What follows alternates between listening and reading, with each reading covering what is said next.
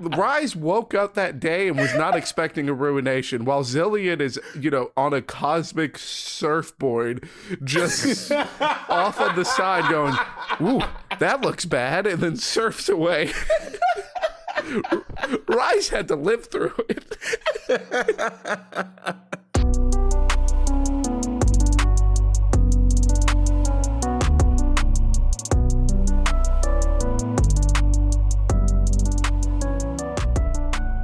Welcome to Casuals of Runeterra, episode 1, 2, 3.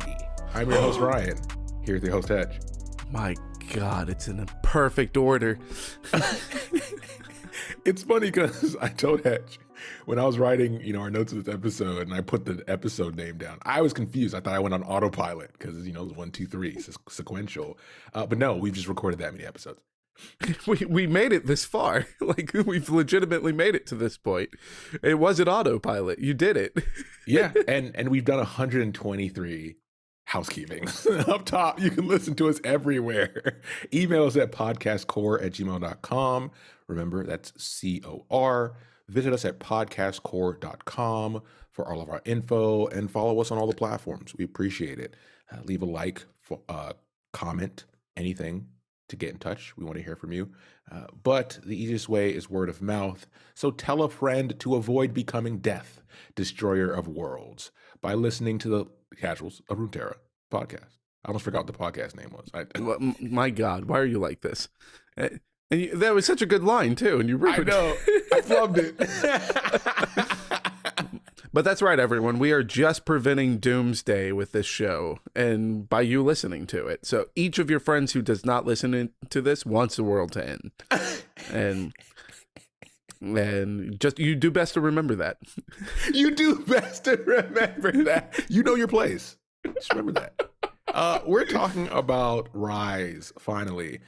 We've talked about him or referenced him in the past. It's one of those champs / characters that exist for a long period of time. So when you reference him matters, what he's been through, how did he get to this point? For anybody who listened to our book episodes, there's not many of them, but I have mentioned that he does make an appearance at some point, probably a bit of spoilers because of the time frame. But this one, there's a reason we call this episode Oppenheimer. Not only because of the time frame in which this is coming out, but it's very relatable to the story. Oh, we're going to get into it. And this is definitely one that we've both been excited about for a good bit, because Ryze, not only just being an OG character, he's had a lot of different changes, both in lore and gameplay throughout the years, but his lore has always been at the focal point of some of the most dramatic changes in Runeterra's history. So we can't get into the nitty gritty of how Runeterra got to the place that it's at now without ever mentioning Ryze. So if you want to know what happened before Icathia, you kind of need to know what Ryze was up to. So let's get into it. Start with the spell. All right, so this is going to be a little different because, after the spell, you'll get to see. So for the spell today, we're going to talk about Delve into the Past. So this is a 2-mana burst spell that is, it's kind of weird because it is a card that you can run, but it is unique to Ryze, which is kind of fun. But it is a 2-mana burst spell that is choose one of 2 world runes you don't have in play or in hand and create it in hand. If you can't, draw 1 card. So this is a very useful spell to have if you are playing a Ryze. Like, this is a spell that you're going to want playing Ryze, because this is building you towards your win condition. Or if you're already at the point where you don't need the different world runes, then it is a cantrip, a 2-mana cantrip at that, which, as far as in card games, 2-mana cantrips are always a good thing. But that's not why we're talking about the spell. We're talking here for flavor, and this one's got a lot on it. And so as far as the flavor text, it's before him, the world teetered on the brink of apocalypse. Ryze had the power to save Runeterra, but as he watched the carnage unfolding ahead of him, a single question lingered in his mind. Should he? He resolved to create mindscapes of Runeterra's pivotal moments and let his understanding of the land's history decide its future. Um, so yeah, Ryze has the power to kind of save the world, and Ryze is at a point where he's like, "Well, should I bother?" And that's a rough spot to be. It's like the complete opposite of Zillion, where Zillion's like, "I'm gonna put this on pause and then come back." Yeah, Ryze has been through a lot. We'll talk about it. Whereas Zillion is interesting because at the point where Zillion gets trapped in time, he's already an older guy, right? Like he's lived his life, stumbles across an epiphany, and then gets stuck in it. Whereas Ryze, from a very young age of being a prodigy, has just constantly not only been a part of things that are catastrophic, but has watched other things happen after that point. We'll even have a reference to, Varys and some of his insights in this episode as well. And I'm glad that you brought up like a reference, because when one of the reasons that this episode's going to be a little bit different is we don't have a follower to talk about.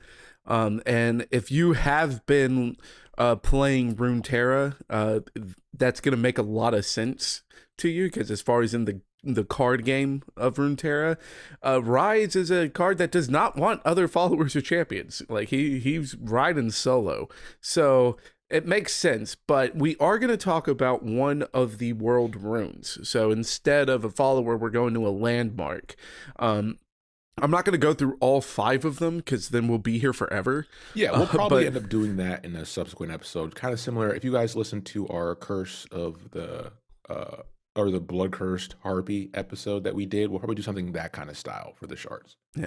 But the one that we are going to cover is the Shard of Hope. And that one is when I'm played, if I'm unique, activate all of your other world runes. And when I'm played or activated, heal allied Ryzes and your Nexus too. Which this is a really good effect to have as far as with the Ryze game plan, because the healing is very needed. You want Ryze to be alive for your win condition, and you also don't want to die. So like this is one of the, depending on your matchup, this is going to be one of the runes that you try to get first. But the reason we're talking about it is, again, we're referencing the fact that Ryze has seen a lot of crap, like a lot of crap. So the flavor text on this one: love. A fog that blinds the wise to reason, and that rids the patient of patience. Ryze watched on as the king lowered his beloved beneath the waters, and closed his eyes as the screaming began. Ryze felt the cold grip of undeath spread through the room, then beyond. All for love. So yeah, a king that is laying their beloved to rest, and then a wave of undeath. Who could that be? You're not telling me that this is taking place in the Blessed Isles before it became known as the Shadow Isles.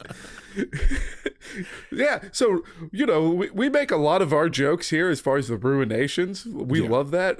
Here's, direct evidence of Ryze being at the site of Ruination 1. Yeah, it turns out he has kind of watched a couple of things happen. And once again, Zillion has the pleasure of doing so interdimensionally. Ryze is still in Runeterra.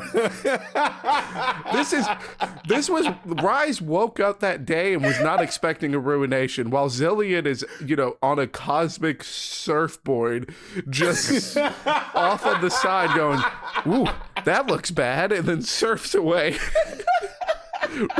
Ryze had to live through it. So let's get into it. We're done kind of lubing you guys up. It's time to give you the shaft.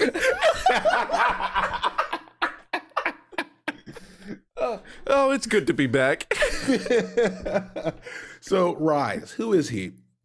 So our story starts here with his bio. Ryze is a young arcane mage apprentice with a ton of skill. He's essentially a prodigy, and he's studying under Tyrus of Helia.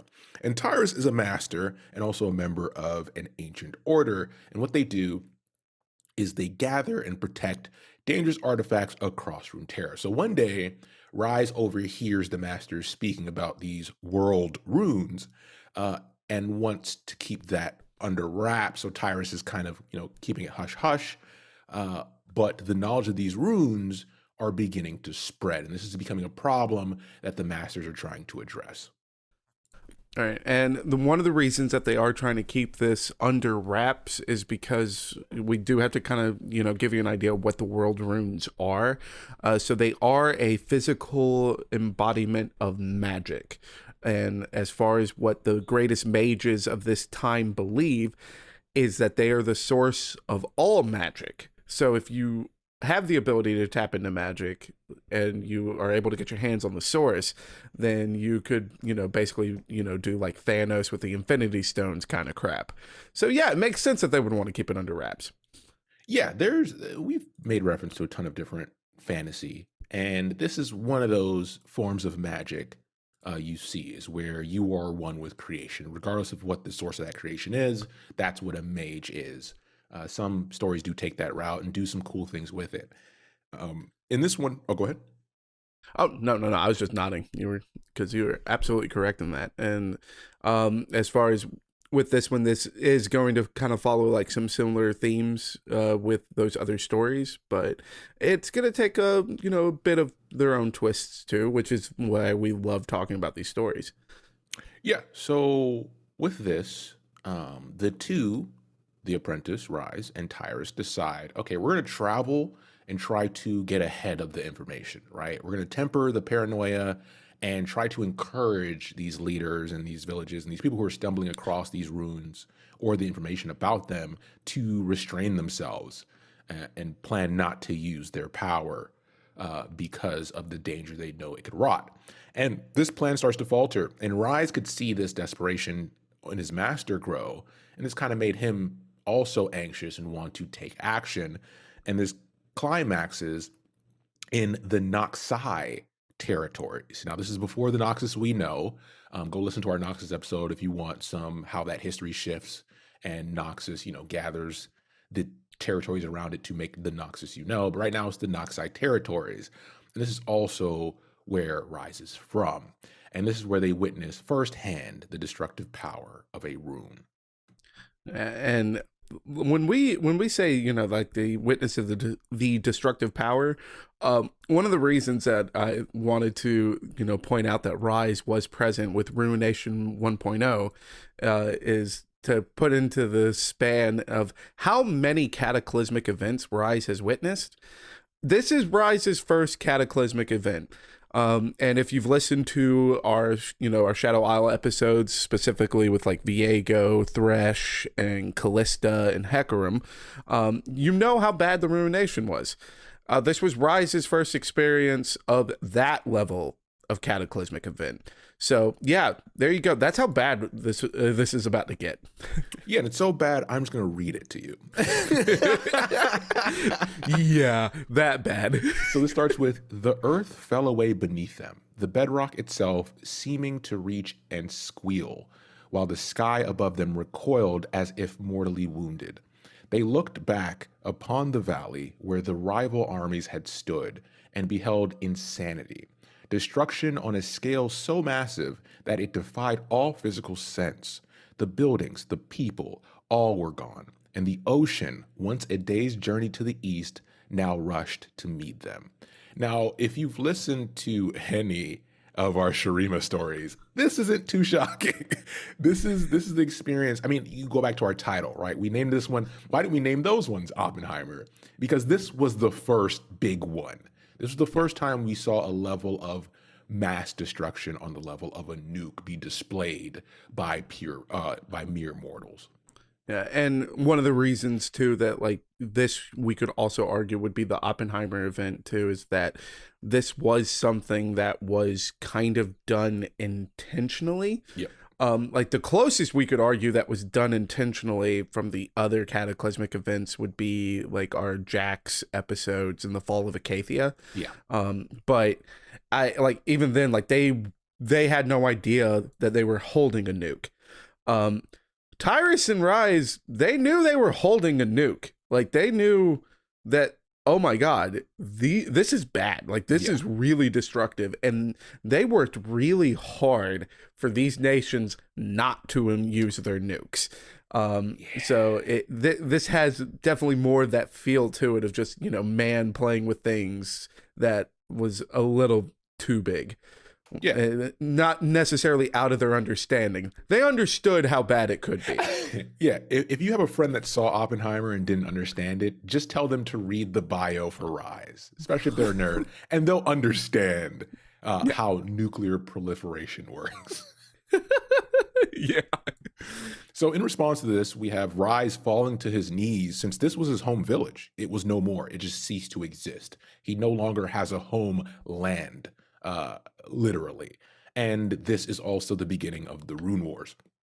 And the warfare began to spread across Runeterra because, remember, this is an old age. When something like this happens, people start talking and the word spreads. And then if you don't have nukes, get nukes. You know that whole quote. And this led Ryze to want to say, okay, this is a huge shift in history. We need to pick a side. But Tyrus was still trying to follow the pacifist route. He thought this could still be salvaged despite this not working. And Tyrus pleading to continue this restraint starts to wear on him as well, mentally. Oh, I mean, of course it's gonna wear on you. Like you're over there, like, you know, screaming at the top of your lungs, "Stop fighting!" while, you know, the Alabama riverfront brawl is happening. Yeah, and it's like, and the every fight time for Montgomery, the battle for Montgomery. Yeah, and it's like you know, I'm like, "Oh, stop fighting!" and then you see Unk come out with the chair and start swinging, and so it's like the more you try, the more violence happens. That would take its toll. But you know, that aside, like now that we know a time frame, because this is the beginning of the Rune Wars. The Rune Wars, which we talk about mostly, and you know, this is kind of fun. We mostly talk about it in our Arcane episodes, because we haven't really covered other champions that were there at the Rune Wars. But we did cover it a little bit during Arcane because in the show, Heimerdinger actually talks about like the last time that people messed around with these kinds of powers. So now we know that these world stones, the rune stones, they're more akin to like hex tech in present day, or like that's the closest to understanding them that we have as readers. And like Heimerdinger was terrified of it because it's like, I watched as the world was destroyed because of that power, and we should not mess with it. So we know exactly how bad these wars are. So imagine that level of devastation, and then trying to be like, everybody, let's just all calm down. Like, yeah, that's gonna wear on you real quick. Yeah, Hex Tech, perfect transition. Hex Tech is the hydrogen bomb. There's your correlation. So this takes us to now, okay, we were being pacifist. We were trying to stop the proliferation. They failed. Tyrus wanted to continue that. That was also failing. And now we're having a shift in his personality to the point where he's becoming distant. He's behaving differently. And he's starting to send Ryze on these continuous useless errands around Runeterra. And one day, Ryze confronts him, see what's going on, and he finds out that Tyrus not only has one rune in his possession secretly, he has fucking two. And at that point, once Tyrus knows that Ryze knows, he kind of cuts his whole facade and goes full doomer on Ryze and says, I'm giving up on the world. And he starts to insist that the common mortals were just reckless children and they should not exist. He was ready to watch the world burn. And Ryze, in a flip of, obviously the distrust that happened, but he kind of swaps place with Tyrus, where he's like, oh shit, I have to stop him. And it does, like, the whole flip for their roles is very dramatic here because Ryze's initial flip is going to what Tyrus was trying to impart upon Ryze at the beginning of all of this, which is restraint and belief that they can stop it. Like Ryze doesn't, look at Tyrus and is like, oh crap, we've created a supervillain, now we got to kill him. Ryze is like, oh crap, I've got to talk him back off the ledge, right? Yeah. Like, because witnessing all of this cataclysmic level of destruction and death, this is Ryze's closest friend. He doesn't want to just view him as a supervillain. He wants to believe that the guy that he has trusted in all of this time is still in there. So their roles are completely reversed now, where Tyrus is like, no, we're going to go and use some nukes. And Ryze is the one being like, no, we can still fix this. We can still fix this. Ryan, does Ryze fix this? No, actually, Tyrus makes it very obvious that he's not going back. There is no third time's a charm for Tyrus, and Ryze has to stand up to him. So in a flash, Ryze, remember, he's a prodigal son of mages, essentially unleashes all of his magical prowess, and moments later, Tyrus lays there dead. And this leaves Ryze trembling because not only, it's the hopelessness of the situation. It's not only he had to kill his master, who's also one of the strongest masters of magic. So he lost a person who could help him in his ultimate goal. But if his master, who was the most pure-hearted one who continued this mission, couldn't withstand the corruption of runes, how could he, right? And the rune wars during this time frame of indecisiveness raged on. And the ultimate end, we know, it was destructive. It wiped out a large portion of Runeterra's population. It completely shifted the way the geology was of this planet. And what was left was essentially a doomed Runeterra. And this is a result that you can once again reference the Void, right? What the Void does to the mortal realm, if you want to call it that. And this is what he's left with to decide if he wants to continue. It's literally like, hey, this is the ultimate test, right? Tyrus couldn't withstand this test. Can you? Yeah. And this is like it is a very interesting change for Ryze as a character at this point, because he is just he's the apprentice to the head of an order that is trying to maintain world peace. So it's more akin to like the Doctor Strange kind of feel, where they are just trying to maintain the balance of the world and make sure everything's okay. Yeah, it's like, we don't care about what the kingdoms of man want, right? Like, we're just going to make sure that Runeterra as a whole survives.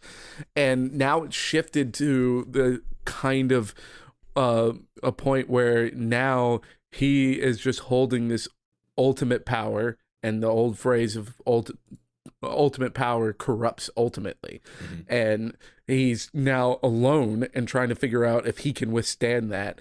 So it's kind of an interesting turn, because it's more of this mystic force of protection, and now he is on an island against one of the strongest and most evil things ever, almost like Frodo's tale in Lord of the Rings. Except there is no mountain for him to just climb up to and drop the world stones in and it just be done, right? Like he doesn't even have all of them yet. Like his journey has only begun, and at the beginning of his journey, it's already over. Like the Gondor's gone, Rohan's gone, the Shire's burned, it's all ruined. Next time, and now he has to start. Dragon Ball Z. That's how many references can we slam in this episode? How many can we cram into this? We told y'all we're good at this. So we wrap up this story here with Ryze, the Ryze you now know, the Ryze you see in the game. This Ryze is now traveling on what remains of Runeterra, collecting the remaining runes. Hint, hint, wink, wink. That's why they're shards. He's rejecting their temptation to the best of his ability, but he's also using a strategy in which he's binding the runes he gets in secret locations separately where they can't be easily found. So this both helps him and prevents anyone from stumbling upon all the Dragon Balls at once, essentially. One drawback of this, or benefit, depending on how you see it, Ryze sees this as a drawback definitely, is exposing himself to this type of magic for so long. is abnormally prolonging his life. And that's why he also appears the color we see him, which is a very similar color to who? Jax. Exactly. Everything comes back around. So he has no time to really rest during this time frame, because now the rumors of these things known as the world runes are beginning to stir again in a new age. And we have a quote here that we want to finish this with, which is, "The peoples of Runeterra seem to have forgotten the price of wielding them." And this reference back to what I mentioned earlier with Varys. If you remember a quote from those episodes where Varys said, "Any race that can forget staring into the abyss of its own extinction does not deserve to live." Yeah. And fortunately, Ryze does not. Yeah, fortunately, Ryze does not have the same mentality of Varys, where he's, out to just get revenge on everybody. But, the end of his bio should be like absolutely terrifying for anyone that is existing in Runeterra, because, his solution right now is hiding all of these shards in places that are hard to find. You just brought up Varys. Varys was hidden in a bow in a temple that's very hard to find. Yeah. And that worked out well. Aatrox was hidden under the sands. That worked out well.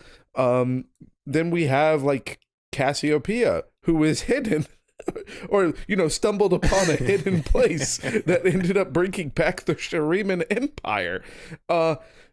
So yeah, like people don't find these things that are hidden, right? Unfortunately, like the tale of Ryze kind of wraps up at a point where it's like, oh no, this isn't going to spell anything good.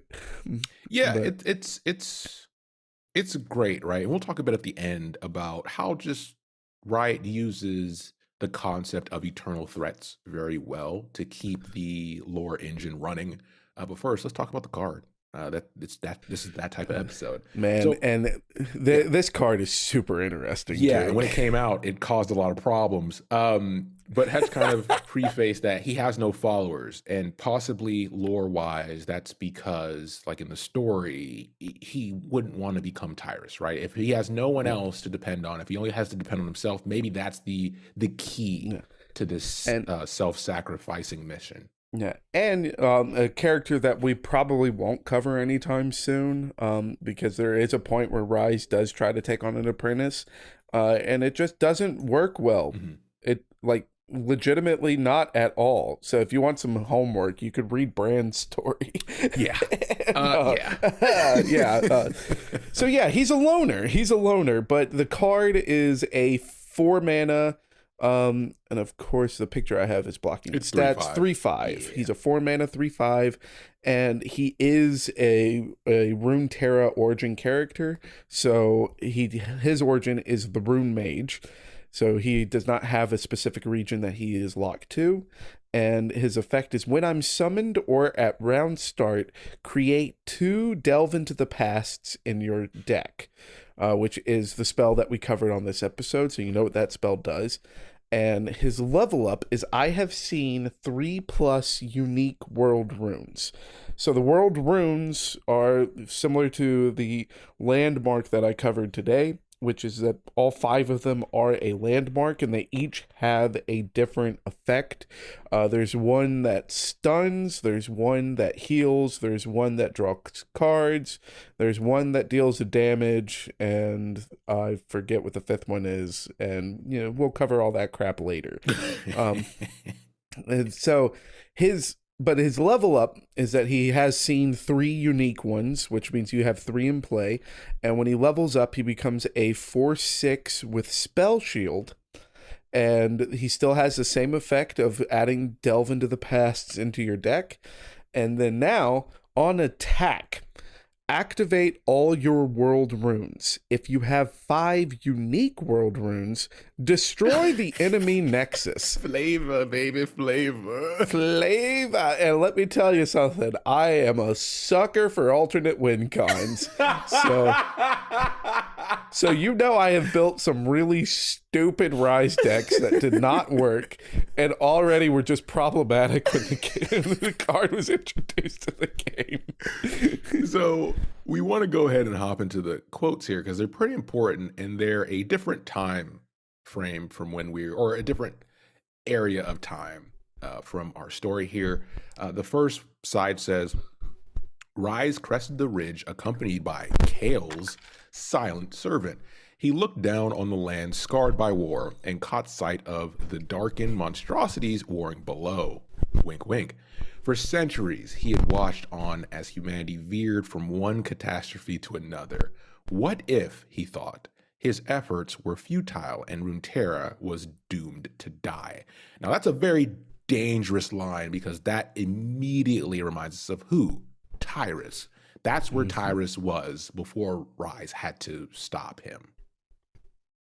Yeah, and we saw that if you stay in that thought process too long, you're not going to let the world take care of itself.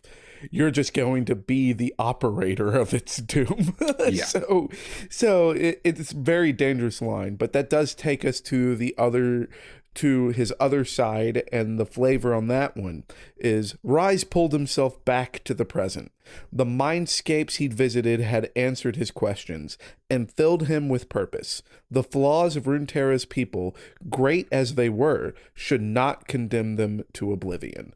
Boom. And that is that's what sets Ryze apart from his master, as well as some of the other people that he's worked with along the many, many centuries, is that he understands that he is not the judge, the jury, and executioner. Yeah.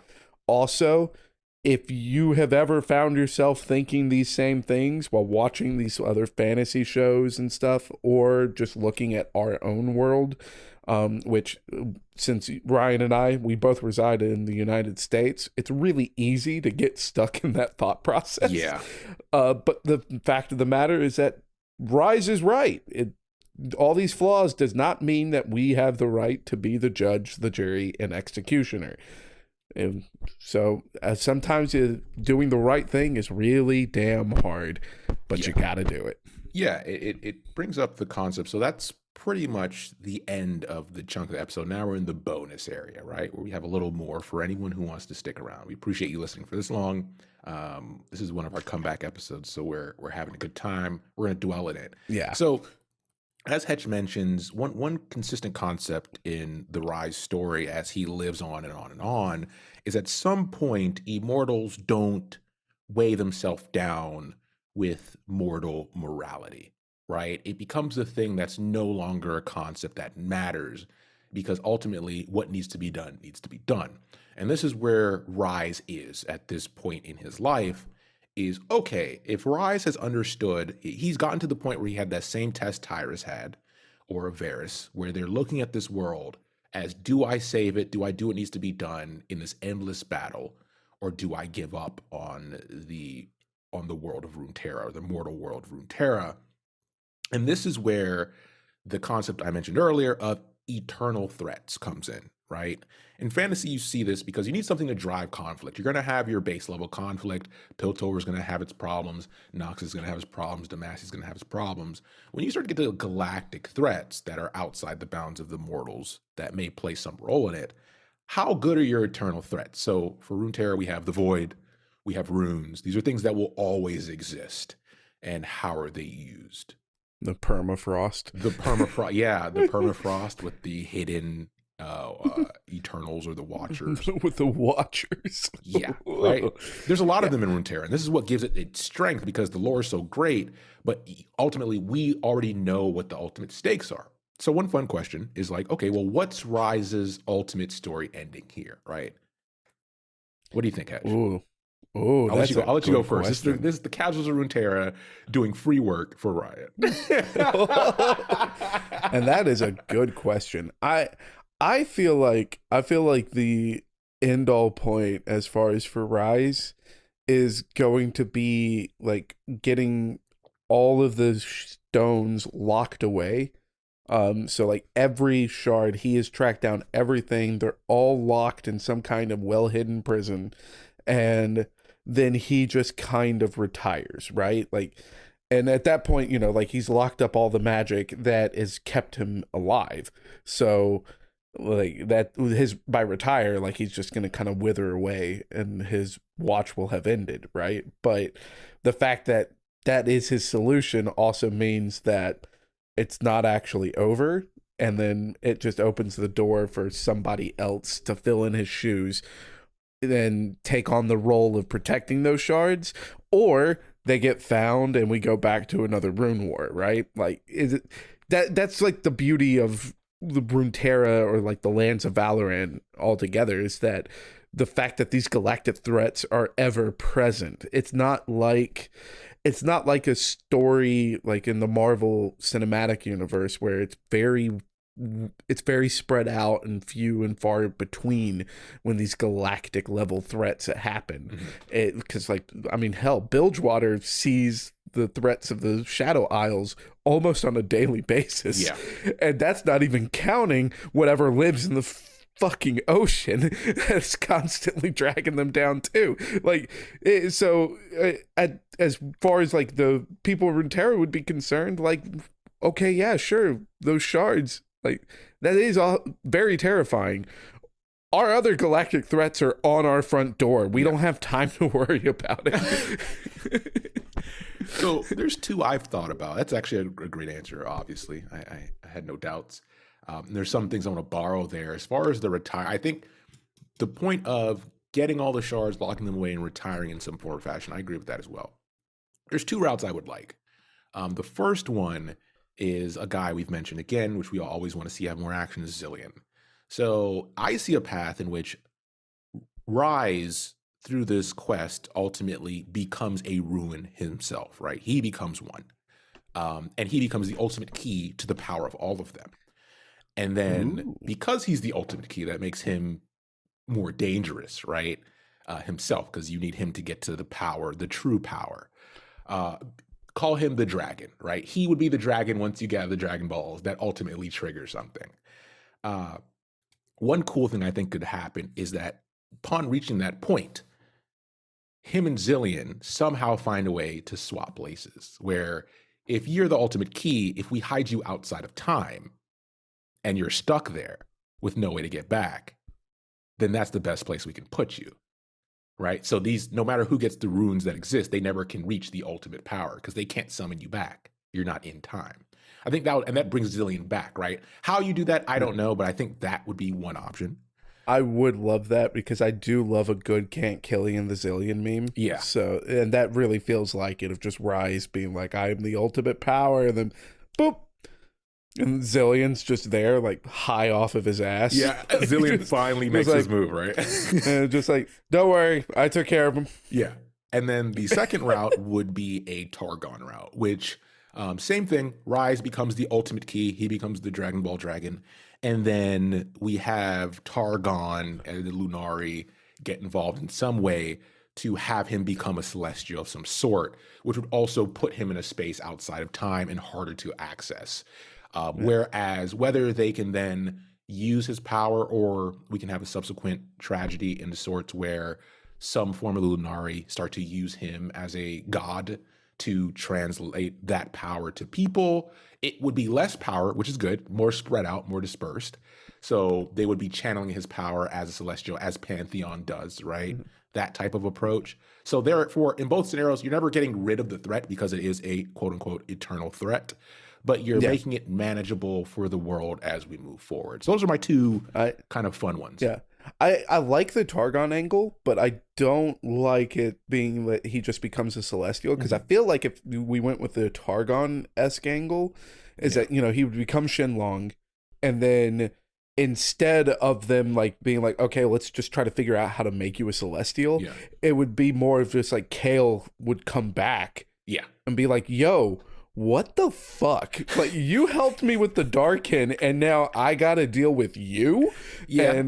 And then, so then you just have like the wrath of all of the Celestials just coming down on Ryze, which could end up being like, a cataclysmic event in itself, right? Like that would be like Targon's ruination. Because, I mean, Targon has been like a power hub as far as just like, you know, galactic threat deities that have interacted with Targon. Cough, cough, Aurelian Soul.